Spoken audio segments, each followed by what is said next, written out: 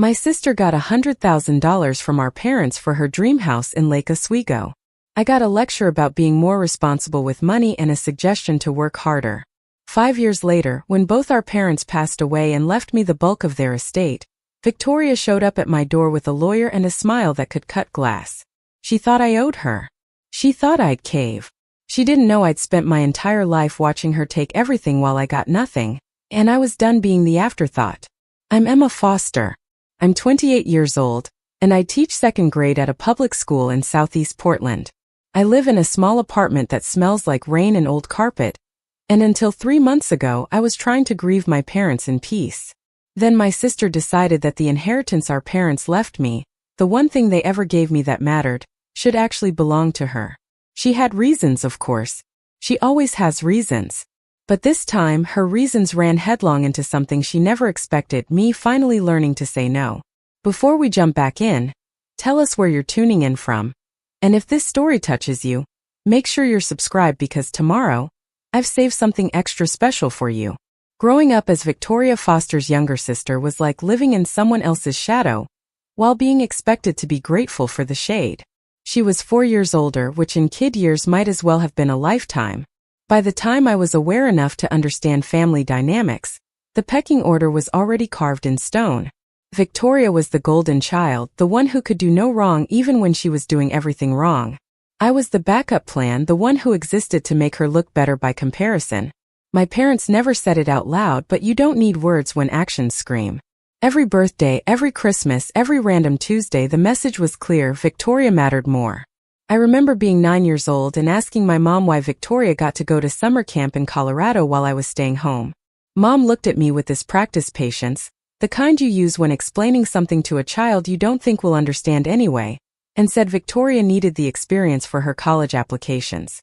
I was 9. Victoria was 13. It didn't make sense then, and it makes even less sense now, but that was the pattern. Victoria needed, so Victoria received. I wanted, so I learned to stop asking.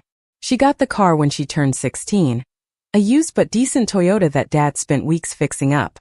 When I turned 16, I got a speech about public transportation building character. She got her college tuition paid in full, room and board included, spending money deposited monthly into her account. I got a partial scholarship to a state school and worked 20 hours a week at a coffee shop to cover what financial aid didn't. Every time I brought up the imbalance, I was told I was being jealous, that I needed to be happy for my sister, that comparisons were ugly. But here's the thing about being the less favored child. You either break under the weight of it, or you learn to build your own foundation. I chose the latter, mostly because I didn't have another choice. I worked through college, graduated with decent grades and a teaching certificate, and got a job at Meadowbrook Elementary teaching second grade. The pay was terrible, the hours were long, and I loved it. Those kids didn't care that I drove a beat-up Honda Civic, or that my apartment was in the part of town where you could hear your neighbors arguing through the walls. They cared that I showed up, that I listened, that I made learning feel like an adventure instead of a chore. I built a life. It wasn't glamorous, but it was mine. Victoria, meanwhile, had failed upward her entire life.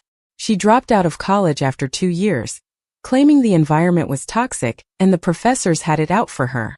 She moved back home, where Mom and Dad welcomed her with open arms and zero expectations. She dabbled in online businesses that never materialized, worked part-time at a boutique owned by one of Mom's friends, and spent most of her energy curating an Instagram presence that made her look like she had her life together. Then she met Derek Mitchell at some networking event, which is what people call bar meetups when they want to sound professional. Derek was a real estate agent with a decent income and an ego the size of the Columbia River Gorge. He and Victoria were a perfect match. Two people who believed the world owed them something and were determined to collect. They got engaged after 6 months, married after a year, and immediately started talking about buying a house. Not just any house, a house in Lake Oswego, one of the wealthiest suburbs outside Portland, where the lawns are always green and the cars in the driveways cost more than I make in a year. The problem was that neither of them had saved anything resembling a down payment. That's where our parents came in. I was 23 when it happened, still struggling to pay off my student loans and living in a studio apartment that was technically a converted basement. I hadn't asked my parents for help because I'd learned that lesson young, but I assumed foolishly that if they had money to give, they might at least offer. Instead, I found out through a phone call from Victoria, who was practically giddy as she told me that Mom and Dad had given her and Derek $100,000 for their house. $100,000. I sat in my car in the Safeway parking lot where I'd stopped to grab groceries, phone pressed to my ear, trying to process what she just said. She wasn't calling to be sensitive or to acknowledge how this might feel. She was calling to brag, to share her good news, to tell me about the 4-bedroom, 3-bathroom house with the chef's kitchen and the backyard that overlooked a private pond. She talked for 20 minutes about crown molding and hardwood floors and how Derek had negotiated such a great deal. I said congratulations because what else do you say? Then I sat in that parking lot for another hour, staring at my grocery list, wondering why I'd ever believed things might be different. I called my parents that night. I didn't want to start a fight, but I needed to understand. Dad answered, his voice warm and familiar, and I asked him outright, why give Victoria $100,000 and not offer me anything? There was a pause, the kind that stretches long enough to fill with all the unspoken things a family never says. Then he sighed, and I could picture him rubbing the bridge of his nose the way he did when he was uncomfortable. He said Victoria needed the help more than I did. He said I was doing fine on my own, that I was responsible and capable, and that they knew I'd figure things out. He said the money was an early inheritance, that it would all balance out eventually. I wanted to scream. Wanted to ask how it was fair to give one child everything and tell the other child that being self-sufficient was its own reward. Instead I said okay, told him I loved him and hung up. I cried for an hour, then I wiped my face, made a box of mac and cheese for dinner, and decided I was done expecting anything from them. That's when Uncle James came into the picture, really came into it, not just as the uncle who showed up for holidays but as someone who saw what was happening and refused to pretend it was normal. Uncle James was my dad's older brother. A guy who'd spent 30 years as a firefighter before retiring early to run a small woodworking shop out of his garage in Beaverton. He was the kind of man who didn't say much, but when he did, it mattered. He'd always been kind to me, but after the house situation, he started checking in more. He'd invite me over for dinner, let me help him sand down table legs or stain bookshelves, and we'd talk. Not about Victoria directly, not at first, but about life, about fairness, about how sometimes the people who are supposed to protect you are the ones who hurt you the most without meaning to. One evening, as we sat in his workshop with the smell of sawdust and varnish thick in the air, he told me something I've never forgotten.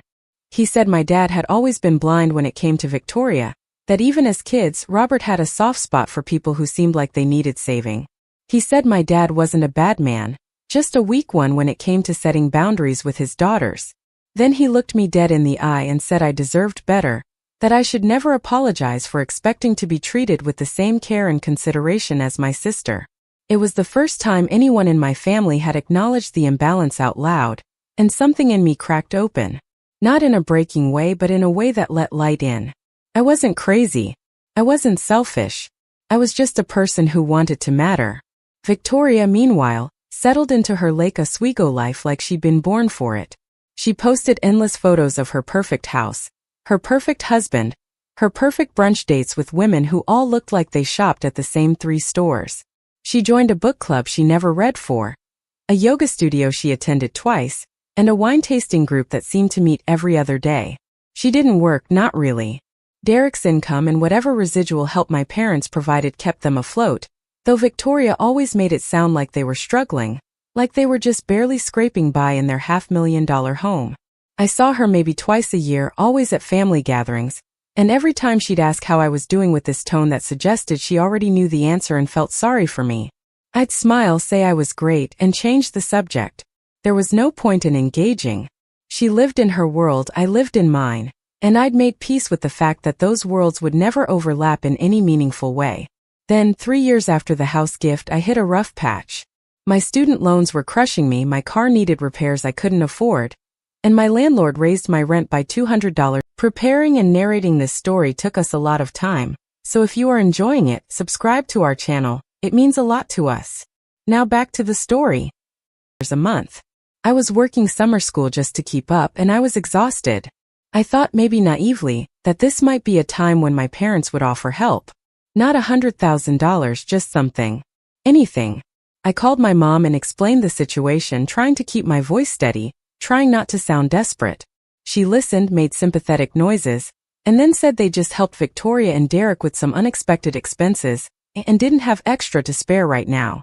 She suggested I look into a side job or maybe cut back on non-essentials. I thanked her, hung up, and stared at the wall of my tiny apartment. Non-essentials. I was already buying store-brand everything and hadn't eaten out in months. I picked up a weekend tutoring gig and made it work because that's what I always did. I made it work. Uncle James, on the other hand, showed up at my apartment 2 weeks later with a check for $3,000. He said it was a loan, no interest, pay him back whenever I could. I tried to refuse, but he wouldn't hear it. He said family was supposed to help each other, and if my parents couldn't see that, then he'd do it himself.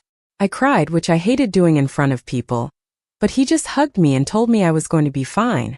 I paid him back over the next year, a little bit each month, and he never once made me feel like I owed him anything beyond that. He was the kind of family I wished I'd been born into. Then everything changed. My dad got sick. It started with a cough he couldn't shake, the kind that lingers after a cold and makes you sound like you've been smoking for 40 years. He ignored it for weeks because that's what Robert Foster did, ignored things until they became undeniable. By the time Mom convinced him to see a doctor, the cough had turned into chest pain and shortness of breath. The diagnosis came fast and hit hard, stage 3 lung cancer. He'd never smoked a day in his life, but sometimes the universe doesn't care about fairness. The doctors said treatment could buy him time, maybe a year, maybe 2 if they were lucky. My mom called to tell me, her voice shaking, and I drove to Salem that same night. I walked into my childhood home and saw my dad sitting in his recliner, looking smaller than I'd ever seen him, and something inside me shifted. All the hurt, all the resentment, it didn't disappear, but it took a back seat to the fact that my father was dying. I moved back home temporarily, taking a leave of absence from teaching that stretched longer than I'd planned. Someone needed to take Dad to his appointments, to sit with him during chemo sessions that left him weak and nauseous, to help Mom navigate the maze of insurance claims and medical bills. Victoria came to visit exactly 3 times in the first 2 months. Each visit lasted less than an hour. She'd sweep in with her designer purse and her carefully applied makeup, hug Dad gently like he might break, ask how he was feeling in that high-pitched voice people use when they're performing concern rather than feeling it, and then find a reason to leave. Derek was busy with work. They had a dinner reservation they'd made weeks ago. She wasn't feeling well herself and didn't want to risk getting Dad sick, even though he was already sick with something that had nothing to do with contagion. The excuses piled up like dirty dishes, and I stopped expecting anything different. What struck me most during those months wasn't just Victoria's absence, though that was glaring enough. It was the way my parents didn't seem surprised by it. Mom would mention, almost apologetically, that Victoria had a lot on her plate, that the drive from Lake Oswego was hard for her, that we shouldn't expect too much. I wanted to ask what exactly was on Victoria's plate besides brunch dates and Instagram stories, but I bit my tongue. Dad never said anything. At all. He'd ask about her in this hopeful way, like maybe this time she'd stay longer, maybe this time she'd actually be present, and when she inevitably left early, he'd just nod and turn back to whatever game show was playing on the television.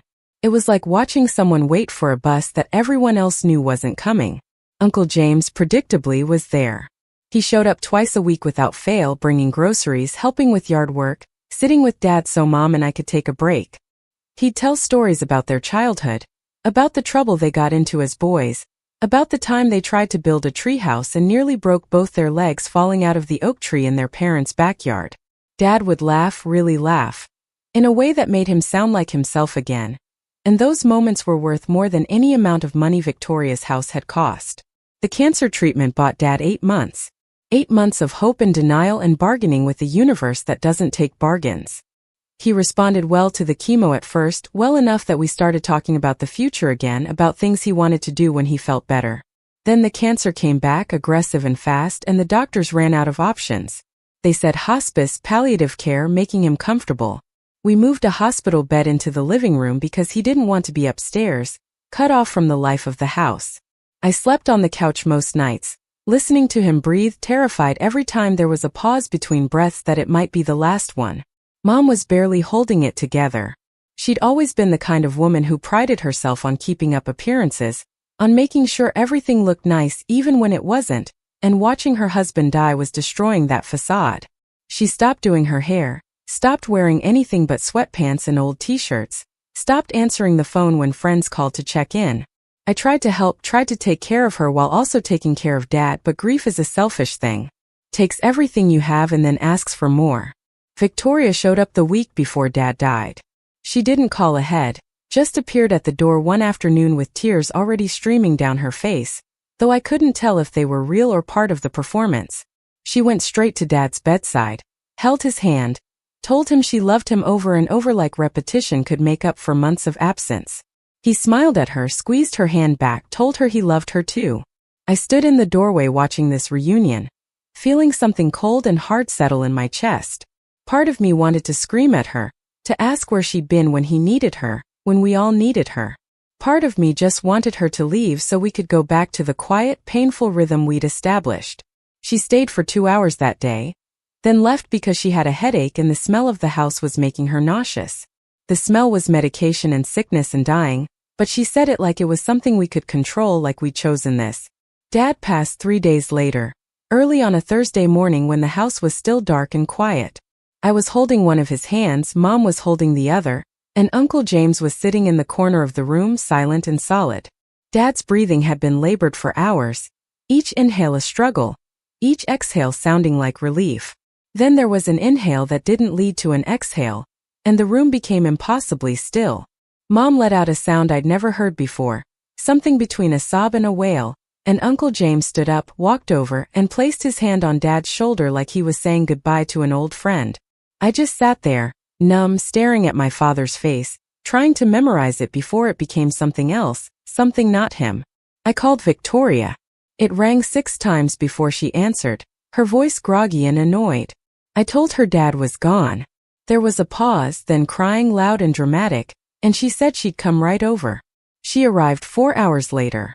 The funeral was a blur of casseroles and condolences and people telling me how strong I was, which is what people say when they don't know what else to say. Victoria played the grieving daughter beautifully, dabbing at her eyes with a lace handkerchief, accepting hugs from relatives who didn't know any better, talking about how close she and Dad had been. I watched her perform and felt nothing. Uncle James stood next to me during the service, a quiet anchor in a sea of performative grief, and when Victoria started talking about how hard it was to lose a parent, how she wished she'd had more time with him, he leaned over and whispered, "She's unbelievable." I almost laughed, which would have been inappropriate, but the absurdity of it all was crushing. My father was dead, my mother was falling apart, and Victoria was worried about how she looked in her mourning outfit. What I didn't expect was for Mom to follow so quickly. She'd been declining throughout Dad's illness, but we'd all assumed it was the stress, the exhaustion, the emotional toll of watching your partner die slowly. 2 weeks after the funeral, she had a stroke. A major one. I found her on the kitchen floor in the middle of the afternoon, her face drooping on one side, her speech slurred and incoherent. The ambulance came fast, but the damage was already done. The doctors said the stroke had affected a significant portion of her brain, that recovery was unlikely, that we should prepare for the worst. She lived for 6 more weeks in a hospital bed, mostly unconscious, occasionally opening her eyes but not really seeing anything. Victoria visited twice during those 6 weeks. Twice. Each time she'd stay just long enough to cry at Mom's bedside, to hold her unresponsive hand, to tell me how hard this was for her. I stopped responding. What was the point? Mom passed away on a Sunday afternoon with me sitting next to her and Uncle James standing by the window. Victoria didn't make it in time, said there was traffic on I-5, said she tried to get there faster but couldn't. I didn't have the energy to argue. Burying both parents within 2 months of each other is a special kind of hell. The grief doesn't have time to settle before it's compounded, and you find yourself moving through the world like you're underwater, everything muffled and slow and exhausting. I went back to teaching because I didn't know what else to do, and those second graders with their missing teeth and endless questions were the only thing that felt real. Uncle James checked on me constantly, brought me meals I forgot to eat, sat with me in silence when I didn't want to talk. Victoria sent a few texts asking how I was doing, each one shorter than the last, and then the communication stopped. I assumed she'd moved on, gone back to her Lake Oswego life and her Instagram feed and her wine club. I was wrong. 3 weeks after Mom's funeral, I got a call from a lawyer's office. Mr. Gerald Hampton, attorney for the Foster estate, wanted to schedule a meeting to discuss my parents' will. I'd known this was coming, had signed papers at the hospital and the funeral home, but the reality of it still felt surreal. My parents were gone, and now we had to divide up what was left of them into legal documents and property transfers. The meeting was scheduled for a Tuesday afternoon at Hampton's office in downtown Portland, a sleek high-rise with floor-to-ceiling windows and furniture that looked too expensive to sit on. I took the afternoon off work, put on the one professional outfit I owned that wasn't covered in chalk dust, and drove into the city. Uncle James met me in the lobby, wearing a button-up shirt and slacks, looking uncomfortable but determined. Victoria arrived 20 minutes late, her heels clicking on the marble floor, Derek trailing behind her like an accessory. She hugged me, a brief perfunctory thing, and said something about traffic that I didn't bother listening to. Mr. Hampton's office was all dark wood and leather chairs, the kind of place designed to make you feel like serious business was being conducted. He was an older man, late 50s maybe, with silver hair and reading glasses perched on his nose. He greeted us professionally, offered condolences that sounded genuine, and gestured for us to sit. Victoria and Derek took the chairs closest to the desk. Uncle James and I sat slightly behind them, and I noticed the seating arrangement immediately, the way Victoria positioned herself as the primary heir without even being told she was. Mr. Hampton opened a folder, pulled out several documents, and began speaking in that careful lawyer voice that turns human emotion into legal terminology. He explained that our parents had updated their will 2 years ago, that everything had been carefully documented and notarized, that there were specific instructions that needed to be followed. Victoria was leaning forward, hands clasped in her lap, looking appropriately somber but also eager, like a kid waiting to open presents on Christmas morning. Mr. Hampton cleared his throat and began reading. The estate consisted of the house in Salem, valued at approximately $450,000, a savings account with just over $100,000, an investment portfolio worth another $100,000, Dad's vintage truck collection, 3 vehicles in various states of restoration, valued collectively at around $80,000. Total estate value, roughly $730,000. Victoria's eyes lit up, and I saw her doing the math in her head, dividing that number by 2, already planning what she'd do with her share. Then Mr. Hampton continued reading, and the air in the room changed. The will stated that because Victoria Foster had received a substantial monetary gift of $100,000 from Robert and Patricia Foster 5 years prior, and because that gift had been explicitly labeled as an early inheritance at the time it was given, the current estate would be divided to account for that prior distribution. Victoria would receive a token inheritance of $10,000 and several items of sentimental value. The remainder of the estate, including the house, the savings, the investments, and the truck collection, would go to Emma Foster, with the understanding that this distribution balanced what had already been given. I sat there frozen trying to process what I just heard. Uncle James let out a slow breath next to me, something between relief and vindication. Victoria's face went through several expressions in rapid succession: confusion, disbelief, anger, and finally a kind of desperate panic. She stood up so fast her chair scraped against the floor. "That can't be right," she said, her voice shaking. "There has to be a mistake. They wouldn't do that." Mr. Hampton looked at her over his glasses, patient but firm. "There's no mistake, Miss Foster. Your parents were very clear about their intentions. They consulted with me extensively when drafting this version of the will. They wanted to ensure both daughters were treated equitably, accounting for gifts already given." Victoria turned to me, her eyes wide and accusing. "Did you know about this? Did you manipulate them into changing the will?" I stared at her, too stunned to even be angry. "I had no idea. I haven't talked to them about money since you got the house." She wasn't listening. She turned back to Mr. Hampton, her voice rising. "This isn't fair. That money for the house was a gift, not an inheritance. They said it was a gift. They can't just take it back now." Mr. Hampton remained calm, the kind of calm that comes from years of dealing with family drama in sterile office settings. "They didn't take anything back. They accounted for it in their estate planning. This is entirely legal and entirely what they wanted." Derek, who'd been silent up until this point, finally spoke up.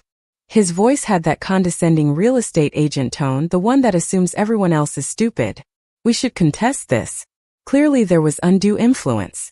Emma was living with them at the end. She had access. She could have pressured them. Uncle James stood up then, and despite being in his 50s and retired, he still had that firefighter presence, the kind that makes you think twice about pushing further. Watch yourself, he said quietly. Emma was there because she was taking care of them while your wife was posting pictures of her lunch on the internet. Don't you dare suggest she manipulated anyone. The room was electric with tension. Mr. Hampton raised a hand, a gesture meant to calm everyone down. I understand this is emotional, but I assure you Mr. and Mrs. Foster were of sound mind when they updated this will. I have documentation of their mental capacity, notes from our consultations. Everything needed to demonstrate this was their decision, made freely and without coercion. If you wish to contest it, that's your right, but I should warn you that will be expensive, time-consuming, and unlikely to succeed given the evidence. Victoria looked like she was going to explode. Her face was red, her hands were shaking, and I could see her trying to figure out her next move. Finally, she grabbed her purse, looked at me with pure hatred and said, "This isn't over." Then she stormed out, Derek following behind after shooting Uncle James a look that was probably supposed to be threatening but just looked pathetic. The door slammed and the office fell silent. Mr. Hampton sighed, took off his glasses and rubbed his eyes. "I'm sorry you had to witness that," he said. "Unfortunately, it's not uncommon in these situations." I found my voice finally, though it came out smaller than I intended. "Why didn't they tell me? Why didn't they say anything before they died?" He looked at me with something like sympathy. I asked them the same thing. "Your father said he didn't want to cause conflict while they were alive. He hoped that by the time the will was read, enough time would have passed that Victoria would understand." He paused. I told him that was optimistic. I almost laughed, but came out as something closer to a sob. Uncle James put his hand on my shoulder, steady and grounding. The next few days were surreal. I went through the motions at work, taught my lessons, graded papers, smiled at my students, and tried to pretend my entire world hadn't just shifted on its axis. Uncle James helped me start the process of dealing with the estate, contacting insurance companies, setting up meetings with the bank, all the tedious administrative tasks that come with inheriting someone's entire life. The house in Salem sat empty, filled with decades of my parents' belongings, and I couldn't bring myself to go there yet. Felt too big, too final, too much like admitting they were really gone. Victoria, meanwhile, had gone silent. No calls, no texts, nothing. I should have known better than to think she'd given up. The first sign something was wrong came in the form of a Facebook post. I didn't even use Facebook much anymore, but my friend Jasmine, who taught 3rd grade at my school, called me one evening in a panic. "Emma, you need to see what your sister is posting." She sent me screenshots and I felt my stomach drop. Victoria had written a long post about grief and family and betrayal. She didn't name me directly, but she didn't have to. She wrote about how hard it was to lose both parents, how she was still processing the trauma, and how sometimes the people you trust most are the ones who hurt you deepest. She talked about feeling abandoned by family, about legal battles and stolen inheritances, about manipulation and greed. The post had dozens of comments, mostly from people I didn't know, her Lake Oswego friends and Instagram followers, all offering sympathy and outrage on her behalf. "Poor Victoria," one person wrote. "Family can be so cruel." Another said, "You deserve better, stay strong." I read through the comments feeling sick. She was painting herself as the victim, twisting the story to make me look like I'd swooped in at the end of our parents' lives and stolen what was rightfully hers. It was a lie, but it was a convincing one, especially to people who didn't know the full story. Jasmine was furious on my behalf. "You need to respond," she said. "You need to set the record straight." But what was I supposed to say? Post my own version of events, air our family's dirty laundry on social media, get into a public fight with my sister while I was supposed to be grieving? I told Jasmine I'd think about it, but I already knew I wouldn't. Victoria wanted a spectacle, wanted attention and sympathy and validation. I wasn't going to give her that. Uncle James had a different reaction when I showed him the post. He stared at his phone screen for a long moment, his jaw tight, then looked at me and said, "She's going to escalate. This is just the beginning." I wanted to believe he was wrong, but deep down I knew he was right. Victoria had never been good at accepting no for an answer, and now she had an audience cheering her on, feeding into her narrative that she'd been wronged. The next escalation came a week later in the form of a phone call from my cousin Diane, Dad's niece who lived in Seattle. Her voice was hesitant, uncomfortable. "Hey Emma. I just wanted to reach out because Victoria called me yesterday." She paused, clearly not sure how to continue. "She said you'd taken advantage of your parents at the end, that you'd isolated them and manipulated them into changing the will. She's asking family members to support her if she decides to contest it legally." My hands went cold. "She's calling people? Trying to build a case?" Diane sighed. "I told her I didn't want to get involved, that this was between you two, but she was pretty insistent. She made it sound really bad, Emma. Like you'd done something terrible." I felt anger rising in my chest, hot and sharp. "Diane, I was there every single day taking care of them while Victoria showed up maybe once a month. I didn't even know about the will until after they died." There was a pause, then Diane's voice came back softer. "I believe you. I just thought you should know what she's saying." We hung up and I immediately called Uncle James. He wasn't surprised. "She's going scorched earth," he said. "Trying to turn the family against you, make you look like the bad guy so if she does contest the will, she has people backing her story." "What do I do?" I asked, hating how helpless I sounded. "You tell the truth to anyone who asks," he said firmly. "And you don't engage with her drama. Let her spin her wheels. The will is solid and she doesn't have a case. But that doesn't mean she won't try." Over the next 2 weeks, I heard from 3 more relatives. Some were genuinely concerned, asking if I was okay, and if there was anything they could do. Others were more accusatory, asking why I'd let things get so messy, why I couldn't just share the inheritance fairly, why family had to be so complicated. I answered honestly when I could, explaining the situation without trash-talking Victoria, even though I wanted to. I told them about the $100,000 for the house, about the will being updated years ago, about how I'd had no knowledge or involvement in any of it. Some people understood. Others didn't want to. It's easier to believe a simple story about greed and manipulation than to acknowledge the complex reality of parental favoritism and long-term family dysfunction. Then Victoria posted again. This time it was a photo of her and our parents from years ago, all 3 of them smiling at some family gathering I probably took the picture for. The caption was a masterpiece of passive-aggressive manipulation, missing the days when family actually meant something, before lawyers and greed got involved, before some people showed their true colors. "I'm fighting for what's right, not for me, but for the memory of 2 people who deserved better than this." The comments section exploded. People I'd never met were calling me terrible names, saying I should be ashamed, that I'd betrayed my family.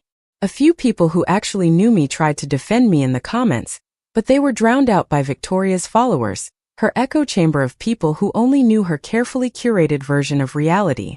Jasmine saw it before I did and came over to my apartment that evening with a bottle of wine and a fierce expression. "You need to do something," she said, pouring us both a glass. "This is character assassination. She's destroying your reputation." "I don't care about my reputation with her Instagram followers," I said, but even as I said it, I knew it wasn't entirely true. It did bother me. Not because I cared what strangers thought, but because Victoria was rewriting history, making our parents' final wishes sound like something sinister. Jasmine sat next to me on my worn couch, her expression serious. What if she actually contests the will? What if this social media campaign is just the warm-up? I didn't have an answer. Uncle James had said the will was solid, but legal battles took time and money and emotional energy, all things I was running short on. The thought of spending months or years fighting Victoria in court, of having to prove I hadn't manipulated my dying parents, made me feel sick. But what choice did I have? I couldn't just give her what she wanted, couldn't just hand over the inheritance because she was louder and more persistent. That's what she was counting on, that I'd be so exhausted and overwhelmed that I'd cave just to make it stop. But I thought about Uncle James, about his steady presence and his refusal to let Victoria's manipulation go unchallenged. I thought about my dad, about the way he'd squeezed my hand during those long hospice nights, about the trust he'd placed in me by leaving me the bulk of the estate. And I thought about myself, about the woman I'd become despite being the less favored child, the one who worked hard and showed up and didn't expect anything to be handed to her. I wasn't going to let Victoria take that away. The legal letter arrived on a Wednesday morning, delivered by a courier who made me sign for it like I was accepting a bomb. I stood in my apartment doorway holding the thick envelope, my name printed in official-looking font across the front, and I knew before opening it what it would say. Victoria was contesting the will. I called Uncle James immediately, my hands shaking as I tried to read the dense legal language. He told me to sit down, take a breath, and read it slowly. The petition claimed that our parents had been under undue influence during the time the will was updated, that I had isolated them from Victoria and manipulated them into changing their estate plan to favor me. It claimed that the previous will, which presumably split things more evenly, reflected their true wishes, and that the updated version was the result of coercion during a vulnerable time in their lives. It was all lies, but they were lies wrapped in legal terminology that made them sound almost plausible. The petition requested that the court invalidate the current will and either reinstate a previous version or divide the estate equally between Victoria and myself, accounting for nothing that had come before. Attached to the petition were several affidavits, statements from people swearing to various facts that supposedly supported Victoria's case. I recognized some of the names. Diane's sister Karen, who I'd met maybe twice in my life. A neighbor of my parents who apparently told Victoria that I'd been aggressive and controlling during Dad's illness. Derek's brother, who claimed to have witnessed me preventing Victoria from visiting our parents, which was such an outrageous lie I actually laughed out loud despite the circumstances. Uncle James drove over within an hour. He read through the entire petition sitting at my tiny kitchen table, his expression getting darker with each page. When he finished, he looked up at me and said, "This is garbage. Every single claim in here is either a lie or a wild distortion of reality. Any lawyer worth their salt will tear this apart." I wanted to believe him, but the fear was already settling into my bones. Legal battles weren't won by truth alone. They were won by whoever had the better lawyer, the more convincing story, the resources to keep fighting. I was a public school teacher living paycheck to paycheck. Victoria was married to a real estate agent with connections and apparently enough money to hire an attorney willing to file this petition. What if the court believed her? What if some judge who didn't know either of us looked at the situation and saw a younger sister who'd swooped in at the end and convinced dying parents to change their will? Uncle James must have seen the panic on my face because he reached across the table and gripped my hand. "Emma, listen to me. Your parents knew exactly what they were doing. Hampton has documentation proving it. Medical records showing they were mentally sound. Notes from their consultations. This isn't going to hold up, but you need a good lawyer to make sure of it." That's how I ended up in another lawyer's office 3 days later, this time meeting with Rebecca Torres, an estate litigation attorney Uncle James had found through a friend. Her office was smaller than Hampton's, less fancy, but somehow more reassuring. The walls were lined with law books instead of expensive art, and her desk was covered in organized stacks of files that suggested someone who actually worked rather than just looked important.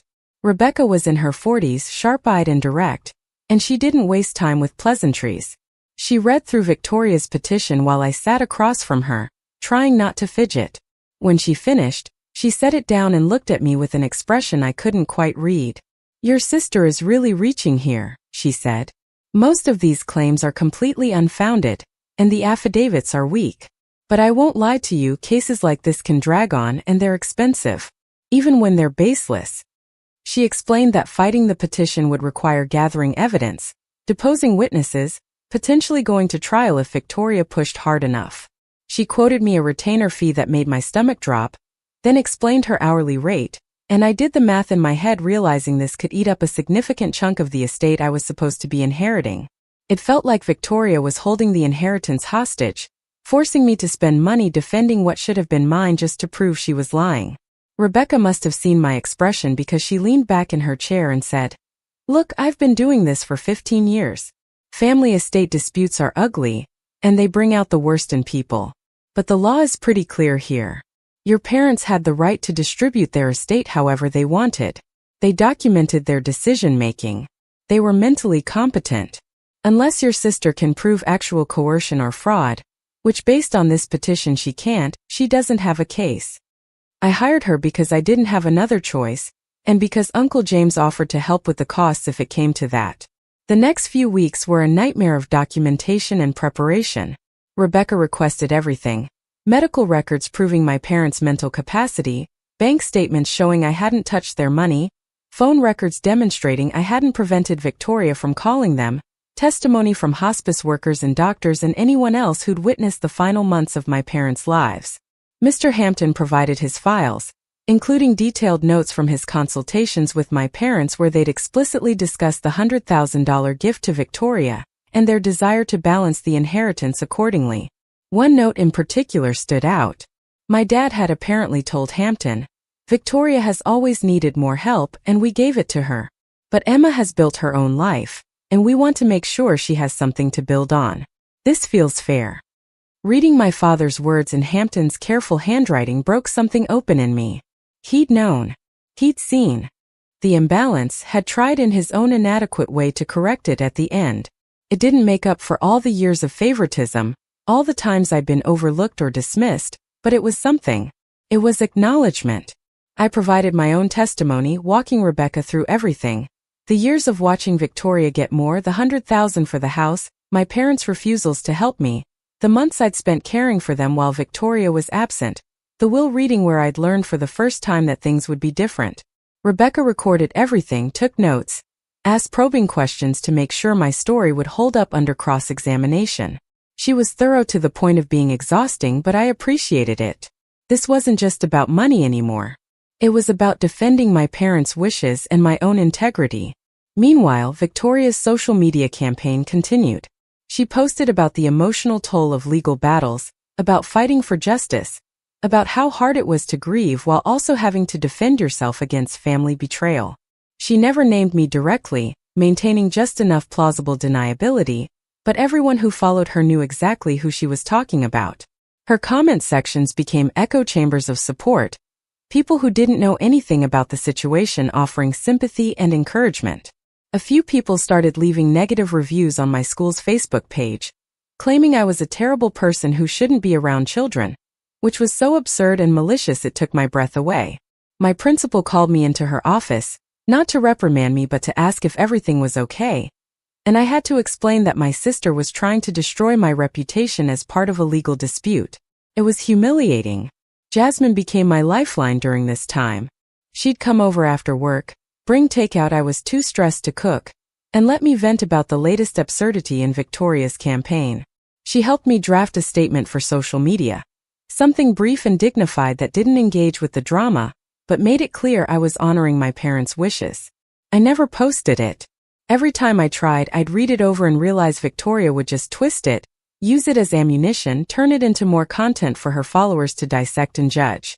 So I stayed silent publicly, which probably made me look guilty to people who didn't know better, but I didn't know what else to do. Uncle James said silence was strength, that letting Victoria scream into the void, while I focused on the actual legal case, was the right strategy. I wanted to believe him. The deposition happened 6 weeks after the petition was filed. Rebecca had warned me it would be uncomfortable, that Victoria's attorney would try to make me look bad, and that I needed to stay calm and stick to the facts no matter what. We met in a conference room at the opposing counsel's office, a space that felt deliberately intimidating with its long table and harsh lighting. Victoria was already there when I arrived, sitting next to her lawyer, a man in his 50s named Richard Castellano who looked like he charged by the minute just to breathe. She wouldn't look at me directly, kept her eyes fixed on the table or her phone, playing the part of the wounded party. Derek sat in the corner, arms crossed, radiating hostility. Uncle James sat next to me, and his presence was the only thing keeping me from walking out. Castellano started the deposition with basic questions. My name, my age, my occupation, my relationship to the deceased. Then he moved into more pointed territory. When had I moved in with my parents? Why had I taken a leave of absence from work? How often had Victoria been allowed to visit? The questions were designed to suggest I'd taken over my parents' lives, had positioned myself as the primary caregiver not out of love but out of calculation. I answered each question as calmly as I could, stating facts, refusing to rise to the bait. When he asked why I thought my parents had changed their will, I said, "You'd have to ask them, but since they're dead, the best evidence we have is what they told their attorney, which is documented in Mr. Hampton's files." Castellano didn't like that answer. He pressed harder, asking if I'd ever discussed the will with my parents, If I'd ever suggested they should leave me more, if I'd ever complained about the money Victoria had received for her house. I told him the truth. I'd asked my parents once years ago why they'd given Victoria $100,000 and not offered me anything. I'd been told it would all balance out eventually. I hadn't brought it up again because I'd learned long ago that asking my parents for anything just led to disappointment. Castellano tried to twist that, suggesting I'd been harboring resentment, that I'd used my position as caregiver to exact revenge. Rebecca objected, stating that my emotional response to years of unequal treatment wasn't relevant to whether my parents had been coerced. The deposition went on for 3 hours.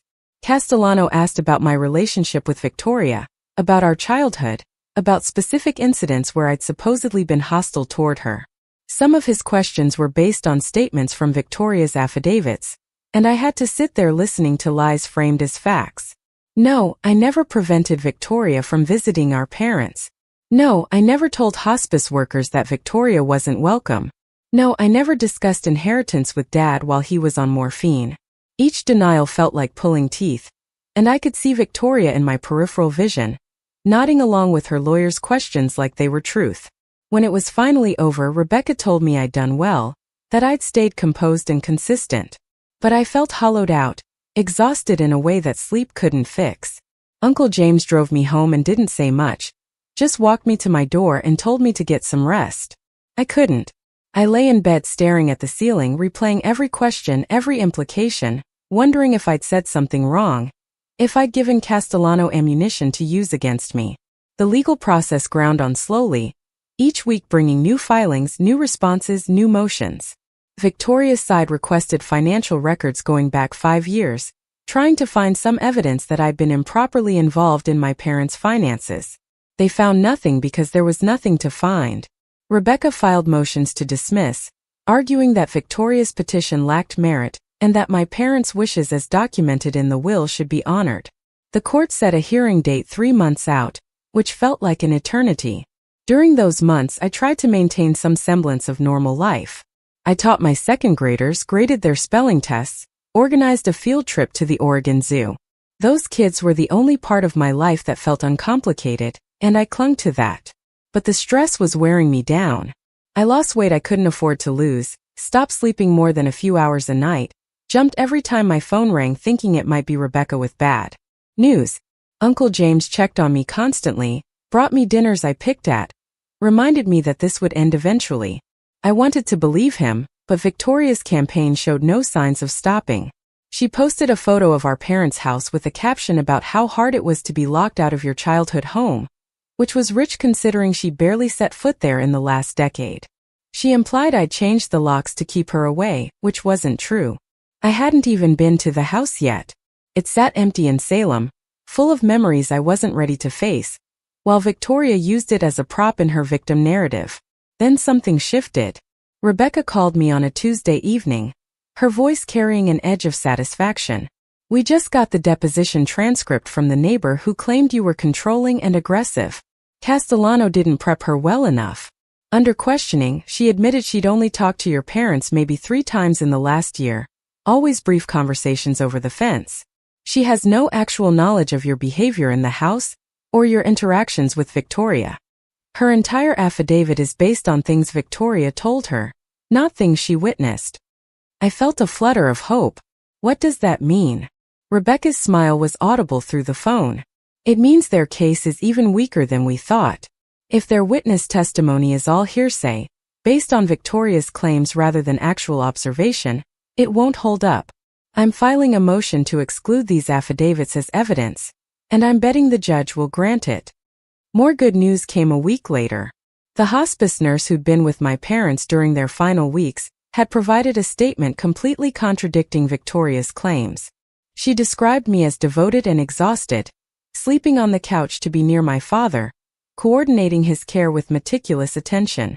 She also noted that Victoria had visited rarely, and when she did, the visits were brief and seemed performative. The nurse's statement was detailed and credible, exactly the kind of testimony that could dismantle Victoria's narrative. Rebecca was building a strong case, but she warned me not to get overconfident. Your sister's attorney is desperate, and desperate lawyers do stupid things. Be prepared for them to get uglier before this is over. She was right. The next salvo came in the form of a subpoena for my personal journals. Victoria's side had somehow found out I kept a journal, something I'd done sporadically over the years, and they wanted access to it. They claimed it might contain evidence of my true feelings toward my parents and Victoria, evidence that could support their undue influence theory. I was horrified. My journal was private, full of raw emotions and unfiltered thoughts, things I'd never intended anyone else to read. Rebecca fought the subpoena, arguing it was overly broad and invasive, but the judge granted a limited version of it. I had to turn over entries from the 2 years surrounding my parents' deaths. I spent an evening reading through those entries before handing them over, and what I found surprised me. Yes, there was anger and frustration, but there was also love. I'd written about Dad's laugh, about the way Mom used to hum while she cooked, about small moments of connection that had meant everything to me. I'd written about Victoria too, about my hurt over her absence, but also about my hope that maybe this crisis would bring us closer, that maybe she'd show up and be the sister I'd always wanted her to be. The entries were honest but not damning. They showed someone struggling with complex emotions, not someone plotting to steal an inheritance. When Castellano got the journal entries, he tried to use them anyway. He pulled quotes out of context, presented them as evidence of my resentment and calculation. One entry where I'd written, "I can't do this anymore," after a particularly hard night with Dad, became, in his argument, evidence that I was tired of caregiving and motivated by the prospect of inheritance. Rebecca tore that argument apart in her response, providing the full context of the entry, which continued with, "But I will because he's my dad and I love him." The hearing date approached, and I felt like I was living in a countdown. 60 days, 40 days, 20 days. Rebecca prepared me for what to expect, explaining that this would be a preliminary hearing where the judge would decide whether Victoria's petition had enough merit to proceed to a full trial. If we were lucky, the judge would dismiss it outright, saving us months of additional fighting. If not, we'd be in for a long battle. The night before the hearing, I couldn't sleep at all. I lay in bed running through everything in my mind. Every piece of evidence, every witness statement, every argument Rebecca planned to make. I thought about my parents, wondered what they'd think of all this, whether they'd regret their decision to try to balance things out at the end. Part of me wished they'd just left everything 50-50, avoided this entire mess. But another part of me, the part that had spent a lifetime being the afterthought, was grateful they'd finally acknowledged the imbalance. They'd finally seen me. Uncle James picked me up early the next morning. I dressed in the same professional outfit I'd worn to the will reading, something that felt appropriate for standing in front of a judge and defending my integrity. We met Rebecca at the courthouse, an imposing building downtown with marble steps and columns that made everything feel more serious, more final. Victoria was already there, of course, standing with Derek and Castellano near the entrance. She looked polished and fragile, wearing a black dress that probably cost more than my monthly rent and carrying a tissue she dabbed at her eyes periodically. When she saw me, something flickered across her face, too quick to identify, and then she turned away like I wasn't worth acknowledging.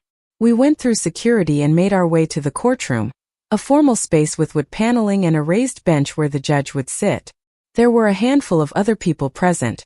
Court staff, a stenographer, Mr. Hampton, who'd come to provide testimony if needed. We sat on opposite sides of the room, Victoria's side and mine, like we were getting ready for battle. In a way we were.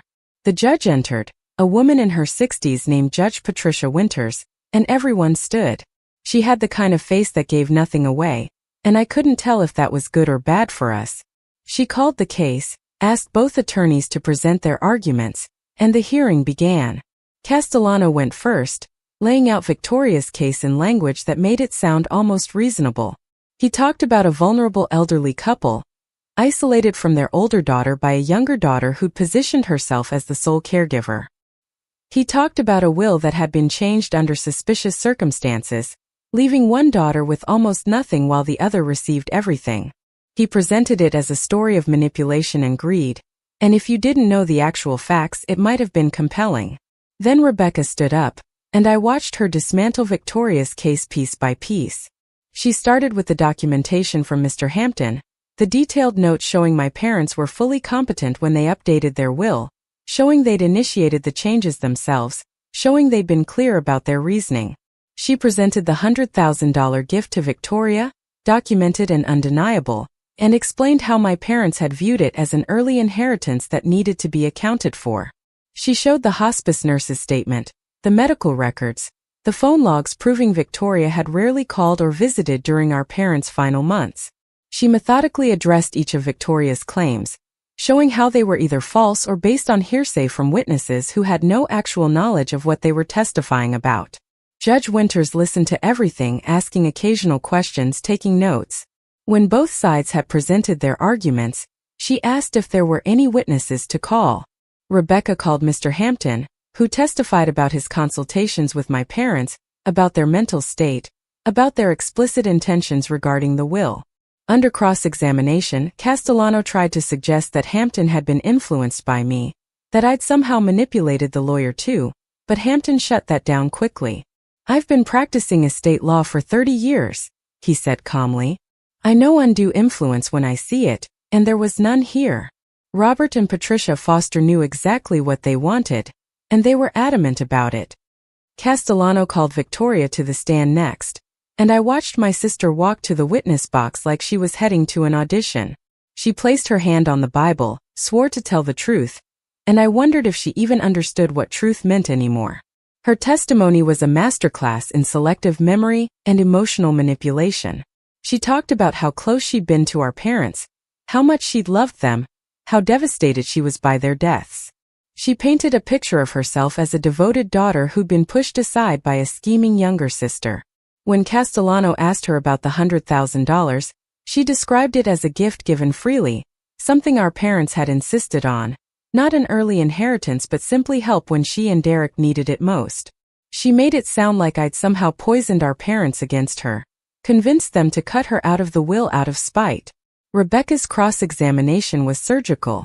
She started gently, asking Victoria about specific dates, specific visits during our parents' illness. Victoria's answers were vague, full of phrases like, "I think it was around that time," and "I tried to visit as much as I could." Rebecca pulled out phone records, visitor logs from the hospice service, evidence that contradicted nearly everything Victoria claimed. "According to these records, you visited your father 3 times during his 8-month illness. Is that correct?" Victoria's face flushed. "I was dealing with a lot. Derek was sick too, and I couldn't always get away." Rebecca nodded, consulting her notes. "Write Derek's illness. Can you provide medical records documenting his condition during that time?"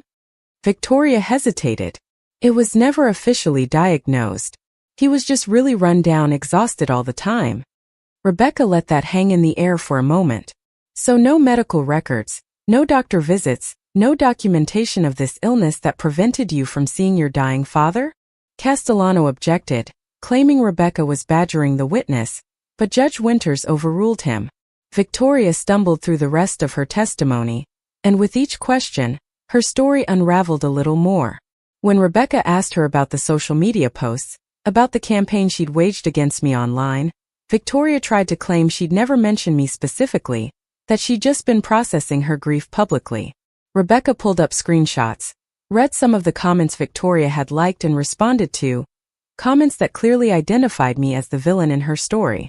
"Were you processing grief, Miss Foster? Or were you trying to turn public opinion against your sister to support this legal challenge?" Victoria's eyes welled with tears and she said quietly, "I was hurting. I still am." It was a good performance and I could see it was affecting some people in the courtroom, but Rebecca pressed on. "You've testified that you loved your parents deeply. Can you tell me what medication your father was taking in his final weeks?" Victoria blinked, caught off guard. "I don't remember exactly. There were a lot of medications." Rebecca nodded. "Your sister can name every medication, every dosage, every side effect. She administered them. She was there. Where were you?" Castellano objected again, but the damage was done. Judge Winters called a brief recess, and we filed out into the hallway. Uncle James put his arm around my shoulders and said, "She's falling apart up there. Rebecca is destroying her." I wanted to feel triumphant, but mostly I just felt sad. This was my sister, the person I'd grown up with, and we were standing in a courtroom treating each other like enemies. When we returned, Rebecca called Uncle James to the stand.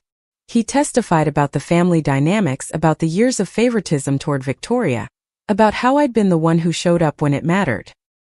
His testimony was straightforward and credible, and Castellano couldn't shake it during cross-examination. Then Rebecca called me.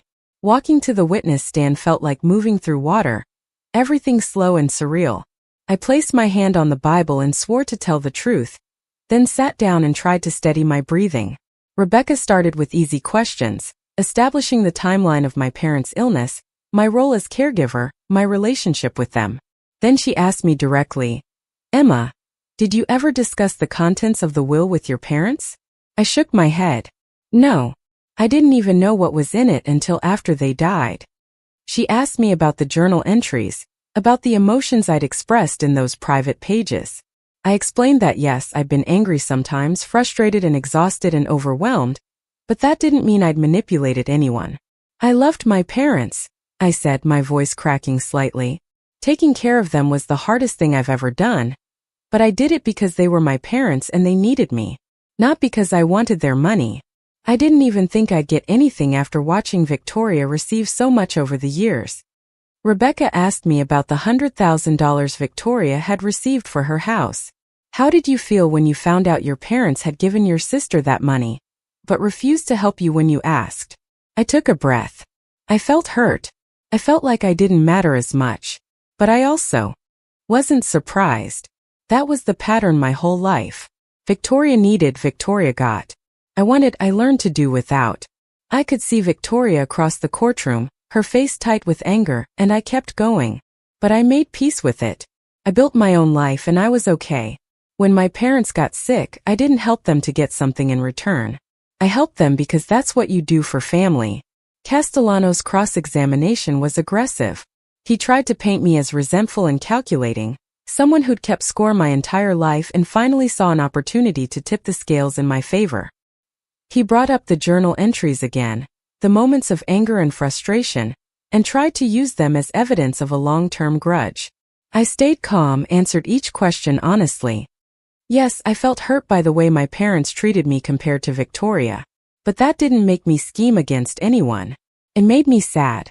There's a difference. He asked why I'd taken a leave of absence from work to care for my parents if I wasn't expecting something in return. I looked him dead in the eye and said, "Because they were dying, and I loved them and someone needed to be there. Victoria wasn't going to do it." He asked if I'd ever told my parents they should change their will. Never. Not once. He asked if I prevented Victoria from visiting. No. She was always welcome. She just didn't come. The questions went on and I answered each one, refusing to let him twist my words or my intentions. When I finally stepped down from the witness stand, I felt drained but steady. I told the truth, all of it, and there was nothing more I could do. Judge Winters asked if there were any more witnesses. Both attorneys said no. She looked at her notes, then at both legal teams, then at Victoria and me. "I'm going to take a brief recess to review the evidence and testimony. We'll reconvene in 30 minutes for my decision."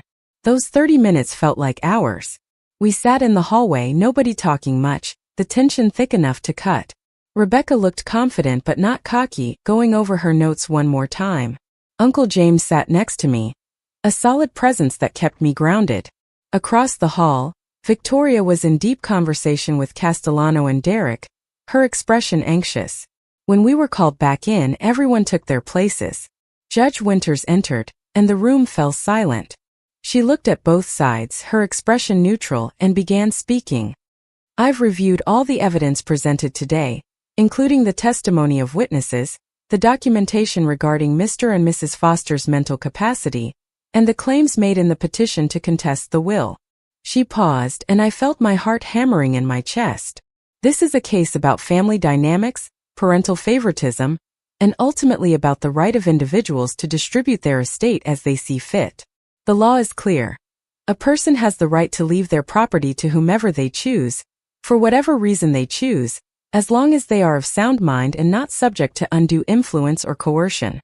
She looked directly at Victoria. The petitioner has failed to provide credible evidence of undue influence.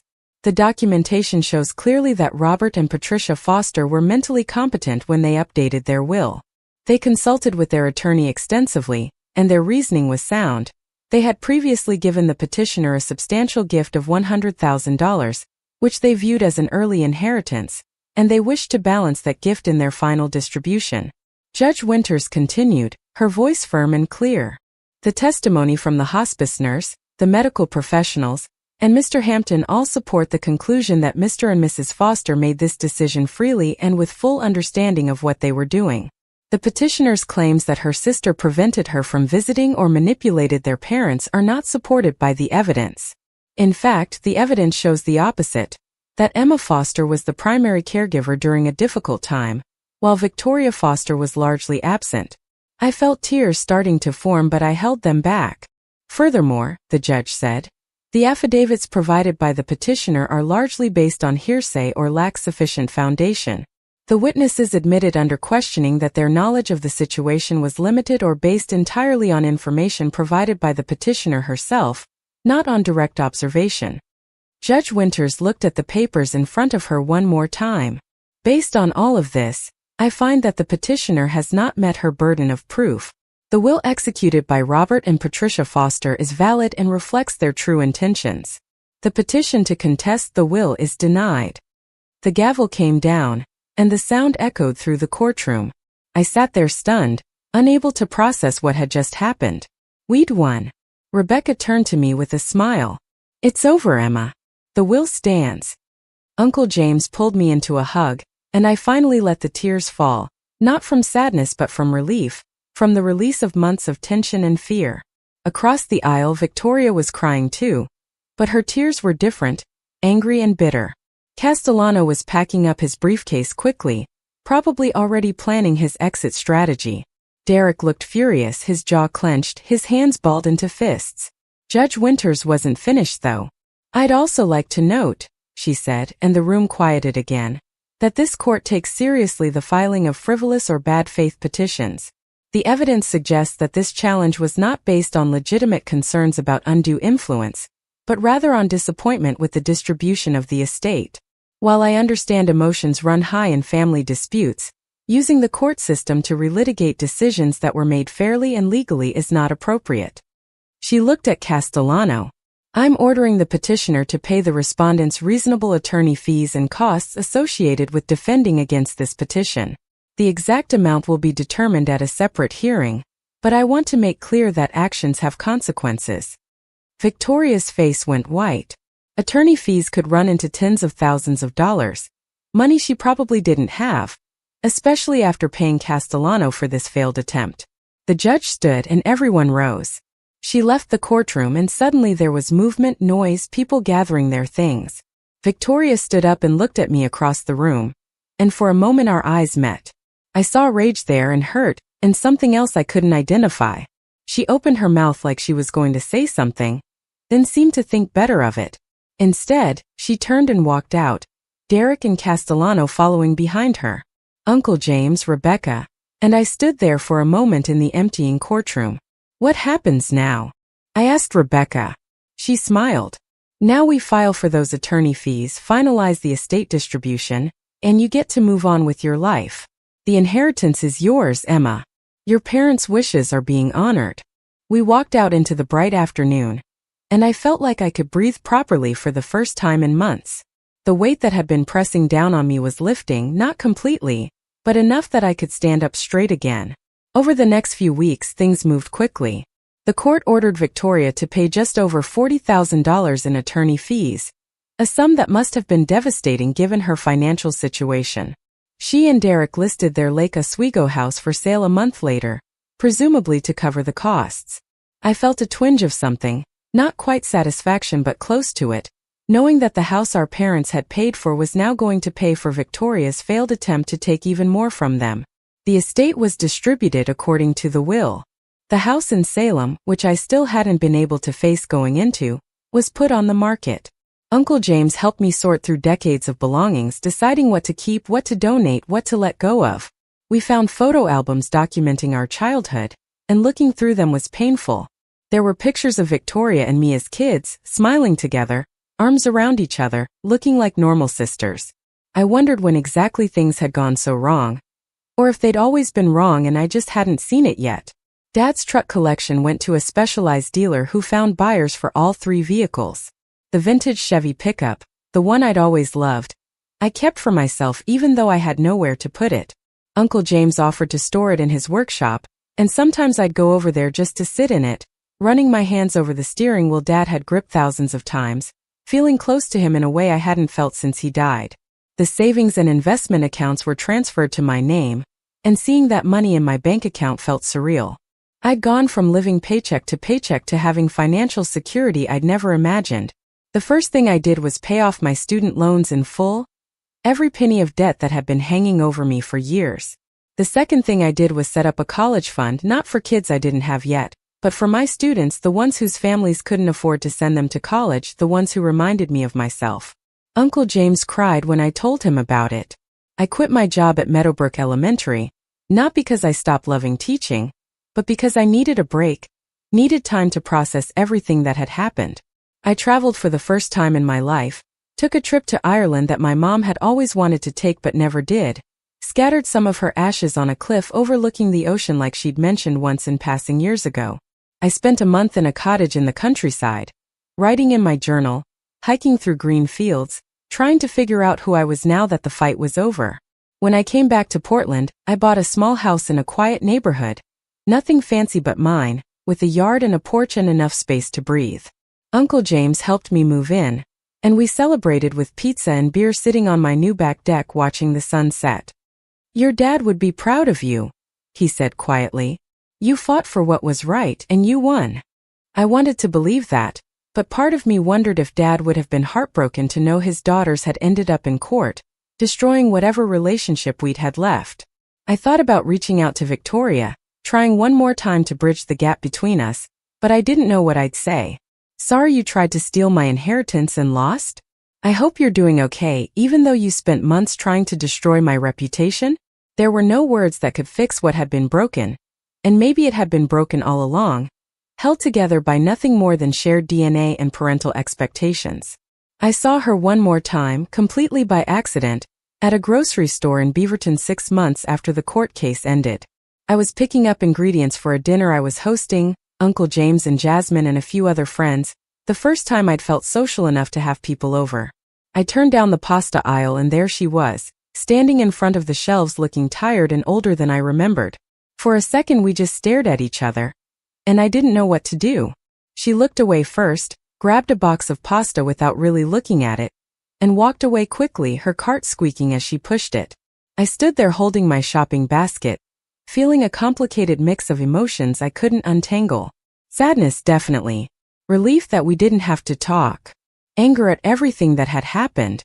And underneath it all, a thread of grief for the sister relationship we'd never actually had. The one I'd wanted as a kid before I understood that Victoria would never be the person I needed her to be. I finished my shopping and drove home. And that night, surrounded by people who actually cared about me, I realized something important. Family isn't just about who you're born to, or who shares your last name. It's about who shows up. It's about who sits with you in hospitals and courtrooms and grocery store parking lots when you're falling apart. It's about who tells you the truth even when it's hard, who fights for you when you're too tired to fight for yourself, who celebrates your victories and mourns your losses like they're their own. Uncle James was more family to me than Victoria had ever been. Jasmine, who'd held my hand through the worst of it, was more of a sister than the one I'd grown up with. A year after the court case, I went back to teaching, but at a different school, one in a neighborhood that reminded me less of my childhood and more of the future I was building. My second graders were just as wonderful and exhausting as the ones before, and being back in a classroom felt like coming home to myself. I bought better supplies with my own money now, books and art materials and science kits, things my students deserved but the school budget couldn't provide. I started a mentoring program for kids who needed extra support, remembering what it felt like to be overlooked, to be the one nobody invested in. I made sure every single one of my students knew they mattered, that they were seen, that their dreams were valid and achievable. It became my mission, the thing that gave all the pain and struggle meaning. If I could help even one kid avoid feeling the way I'd felt growing up, invisible and less than, then everything I'd been through would be worth it. Uncle James and I grew even closer after everything settled. We had dinner together once a week, sometimes at my house, sometimes at his, and we'd talk about everything and nothing. He taught me woodworking and I made him try yoga, which was hilarious but also kind of sweet. He walked me through his workshop, pointing out every tool, explaining what each one did, showing me projects he was working on, and in those moments I felt the ghost of my father there too, the version of him that had existed before Victoria and I had become pawns in some unspoken competition for his approval. I asked Uncle James once if he thought my parents had loved me. We were sanding down a bookshelf together, the smell of wood dust heavy in the air, and the question just came out. He stopped working and looked at me with those steady eyes. "Yes," he said without hesitation. "They loved you. They just didn't know how to show it in a way that felt fair. They were flawed people who made mistakes and you paid the price for those mistakes. But they loved you, Emma. The will proved that.